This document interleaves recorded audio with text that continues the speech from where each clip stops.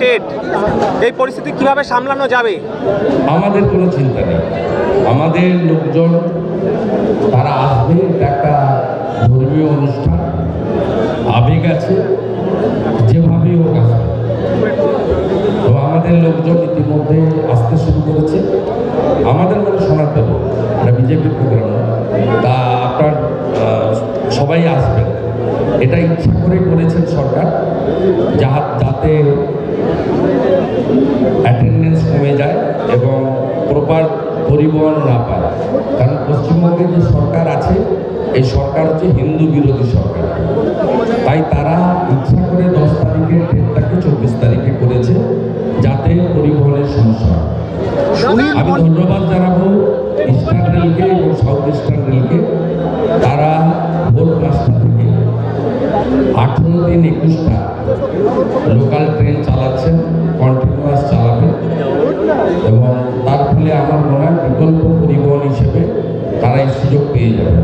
শুধুমাত্র ট্রেনের জন্য বা রুটের পাশের সমস্যা নয়, আমাদের হুগলি নদী জলপথ হাওড়া ব্রিজ থেকে যে ফেরি সার্ভিস, সেটাও কালকে বন্ধ হবে।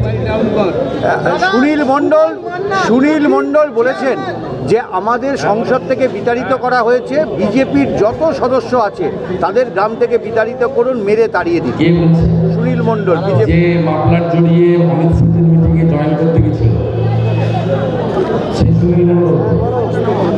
এগুলো কম্পিটিশন করছে কারণ টিকিট পাওয়ার জন্য। আপনারা দেখাচ্ছেন, সুনীল মণ্ডলের নাম তো জানেই না। যদি সুনীল মণ্ডলকে আমি কাউন্টার করি, ওর নাম্বার একটু বাড়বে, সুনীল মণ্ডল তাহলে টিকিটটা পেয়ে যাবে। সুনীল মণ্ডলের যদি পিতৃ পরিচয় সঠিক থাকে, একটা বিজেপি কর্মীকে গ্রাম ছাড়া করে দেখুন, তারপরে সুদারি আসলে কি করে হিসাব নিতে হয় 72 ঘন্টার মধ্যে।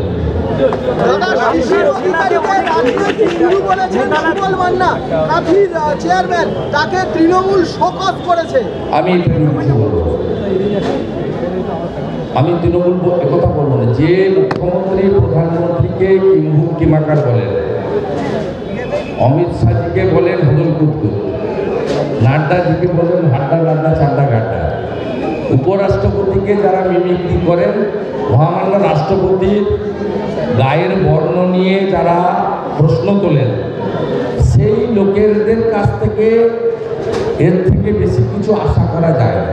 ভাটপাড়ায় হলোটা কি? ভাটপাড়ায় বিধায়ক সাংসদকে পাগল বলছেন, তৃণমূলের বিধায়ক নিজেদেরই সাংসদকে পাগল বলছেন ভাটপাড়ায়, যে ভাইপো অ্যারেস্ট হওয়ার পরে মানসিক ভারসাম্য হারিয়েছেন। বিধায়ককে সাংসদ বলছেন শ্যামাপোকা। এই ভয়ঙ্কর লড়াই চলছে নদীর ওদিকে। অর্জুন সিং কৃষির গোষ্ঠী আর সোমনাথ শ্যাম, পার্থ ভৌমিক, সুবোধ অধিকারী হচ্ছে ভাইপোর গোষ্ঠী। এদের গৃহযুদ্ধ সব জায়গায় আছে।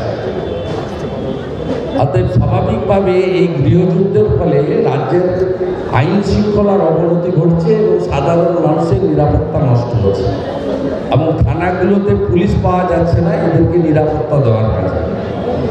স্বাভাবিকভাবে মুসল পর্ব বলে না, মুসল পর্ব শুরু হয়েছে, শেষের সময় এটাই হয়, যখন নৌকো ফুটো হয়, জল উঠে, তখন এইরকম বাঁধনটা আলগা হয়ে যায়, সেটাই হয়েছে।